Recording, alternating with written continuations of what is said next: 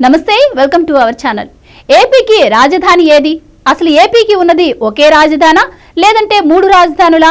గడిచిన 5 ఏళ్లలో నెలకొన్న అనుమానాలను పటాపంచలు చేస్తూ ఏపీ సర్కార్ తాజాగా ఒక కీలక ప్రకటన చేసింది.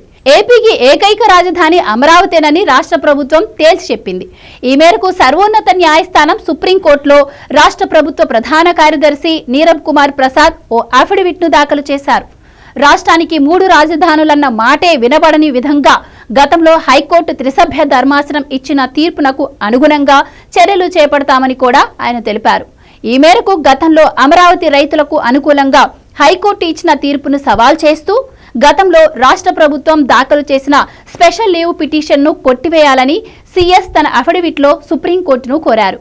వెరసి ఏపీ రాజధాని ఏది అన్న ప్రశ్నలు ఇకపై ఉత్పన్నం కాని రీతిలో రాష్ట్ర ప్రభుత్వం తన అఫిడవిట్ను క్లియర్ గా దాఖలు చేసింది. 2019 ఎన్నికల్లో విజయం వైసీపీకి దక్కడంతో ఆ పార్టీ అధినేత జగన్మోహన్ రెడ్డి సీఎంగా పదవీ బాధ్యతలు చేపట్టి తన ఇష్టారాజ్యంగా పాలనను సాగించిన సంగతి తెలిసిందే.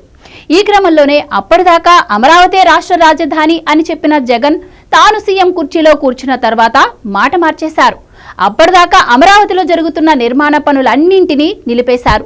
అంతటితో ఆగకుండా అమరావతి కేవలం శాసన రాజధానిగా మాత్రమే ఉంటుందని, కార్యనిర్వహణ రాజధానిగా విశాఖను మారుస్తామని, ఇక న్యాయ రాజధానిగా కర్నూలుకు కొత్త శోభనిస్తానని తెలిపారు. ఈ ప్రకటనపై సర్వత్రా ఆందోళన వ్యక్తమైంది. ఇక అమరావతి నిర్మాణానికి భూములు ఇచ్చిన రైతులైతే ఏకంగా నిరవధిక నిరసనలకు తెరతీశారు. జగన్ సర్కార్పై న్యాయ పోరాటం మొదలుపెట్టారు. ఈ క్రమంలోనే వారి పోరాటంలో న్యాయం ఉందని గ్రహించిన హైకోర్టు అమరావతిని రాజధానిగా అభివృద్ధి చేయాలని, రాజధాని నిర్మాణం కోసం భూములు ఇచ్చిన రైతులకు గత ప్రభుత్వం ఇచ్చిన హామీలను అమలు చేయాలని తీర్పు చెప్పింది.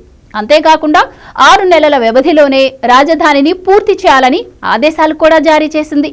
ఈ తీర్పుపై నాటి జగన్ సర్కార్ సుప్రీంకోర్టును ఆశ్రయించారు.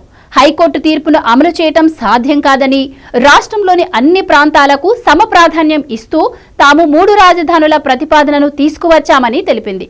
ఈ పిటిషన్పై విచారణ అలా కొనసాగుతూ ఉండగానే మొన్నటి సార్వత్రిక ఎన్నికలు రావడం, ఆ ఎన్నికల్లో వైసీపీకి తగిన బుద్ధి చెప్పిన రాష్ట్ర ప్రజలు తిరిగి టీడీపీ నేతృత్వంలోని కూటమిని గెలిపించుకోవడం జరిగిపోయింది.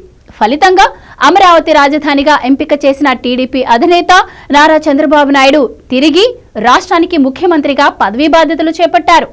వచ్చి రాగానే అమరావతి నిర్మాణంపై దృష్టి సారించిన చంద్రబాబు నిలిచిపోయిన పనులను తిరిగి ప్రారంభించారు.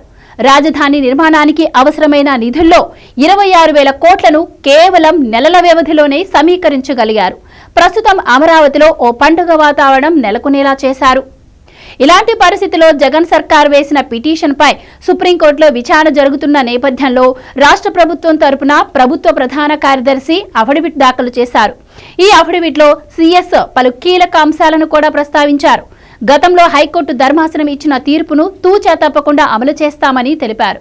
అయితే 6 నెలల వ్యవధిలోనే అన్నీ చేయాలంటే కుదరదు అన్న విషయాన్ని ఆయన కోర్టు దృష్టికి తీసుకెళ్లారు.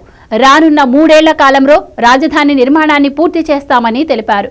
అంతేకాకుండా హైకోర్టు చెప్పినట్లుగానే రైతులకు ఇచ్చే రిటర్నబుల్ ప్లాట్లను అన్ని రకాలుగా అభివృద్ధి చేస్తామని వివరించారు. సచివాలయం, శాసనసభ, హైకోర్టు తదితరాలకు శాశ్వత భవనాలు అందుబాటులోకి రాగానే ప్రస్తుతం వాటి కోసం నిర్మించిన భవనాలను ఇతరత్ర అవసరాల కోసం వినియోగిస్తామని తెలిపారు. గతంలో చెప్పినట్లుగా రాజధానిలో 9 సిటీలను అభివృద్ధి చేస్తామని సీఎస్ అన్నారు. వెరసి రాజధానిపై మొన్నటిదాకా షికార్లు చేసిన పుకార్లకు సీఎస్ ఫుల్ స్టాప్ పెట్టేశారు.